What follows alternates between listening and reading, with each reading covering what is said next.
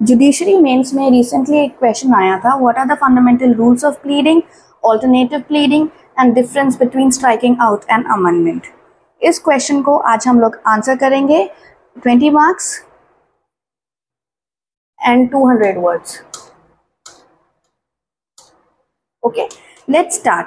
पहले तो क्वेश्चन को ब्रेक डाउन करते हैं। सबसे पहले फंडामेंटल रूल्स, नेक्स्ट है कॉन्सेप्ट एंड नेक्स्ट है डिफरेंसेस। सब तो introduction, start with introduction. Introduction short होना चाहिए, क्रिस्प होना चाहिए, अननेसेसरी कुछ नहीं लिखना है। Mention introduction, order 6 CPC 20 to 30 words में ट्राई करो इसको फिनिश करने का।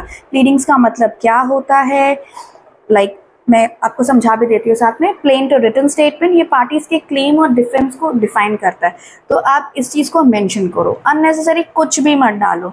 नेक्स्ट आता है फंडामेंटल रूल्स। फंडामेंटल रूल्स में state the facts, don't state the law. Material facts, simple and relevant, no vague और irrelevant content should be there in this topic. Okay, next let's go to alternative pleading। क्योंकि ये 200 words का है तो हम लोग unnecessary explanation कहीं नहीं डालेंगे। Alternative pleading, आप उसका मीनिंग एक्सप्लेन करो, alternative pleading क्या होता है, फिर आप एक एग्जाम्पल दे दो। मीनिंग मैं आपको एक रिवाइज भी करा देती हूँ। एक पार्टी अपने प्लीडिंग में ऑल्टरनेटिव स्टैंड ले सकती है, लेकिन वो कॉन्ट्राडिक्टरी नहीं होनी चाहिए। ओके, ये आप मेंशन करो और साथ में एग्जाम्पल भी मेंशन करो। नेक्स्ट आता है डिफरेंस। डिफरेंस आप टेबल फॉर्म में आप मेंशन करना, ठीक है, कि striking out and amendment of pleading. इसमें आप टॉपिक्स जो मेंशन करोगे, points like purpose, by whom, new facts, effect, ये 4 आप मेंशन करना। और फिर ऑर्डर 6 रूल 16, ऑर्डर 6 रूल 17, ये सब अच्छे से मेंशन करो।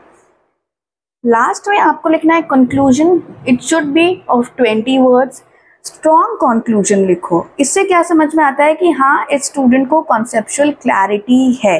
आप सिर्फ डेफिनेशन और सिंपल से केस लॉज लिख दोगे तो नहीं होता है, आपको कंक्लूजन हमेशा मेंशन करना, कंक्लूजन पे ध्यान देना है। क्या स्टूडेंट्स क्या करते हैं, कंक्लूजन को इग्नोर कर देते हैं और कुछ भी लिखते हैं, नहीं, आप ऐसा नहीं करोगे। एग्जामिनेशन को क्लैरिटी का सिग्नल यहीं से ही मिलता है, ठीक है। एक बार फिर से रिवाइज करते हैं। इंट्रोडक्शन, हेडिंग, टेबल, सब कुछ अच्छे से क्लैरिटी मेंशन करो, कुछ भी नहीं। बुलेट पॉइंट्स लिखो, अंडरलाइन करो, जैसे बुलेट पॉइंट्स है, ये सब बुलेट पॉइंट्स है, तो ये सब को अंडरलाइन करो। 200 वर्ड्स मतलब 200 वर्ड्स, उसको आप एक्सीड मत करो। मेक श्योर करो कि मेरे को ये 20 to 30 वर्ड्स में लिखना है। कंक्लूजन मेरे को 20 to 30 वर्ड्स में लिखना है, या 30 वर्ड्स साइड में लिख लो कि मेरे को ये 30 वर्ड्स में क्लियर करना है। जुडिशरी आंसर राइटिंग का मतलब होता है structure, clarity, keywords. Practice daily practice करो।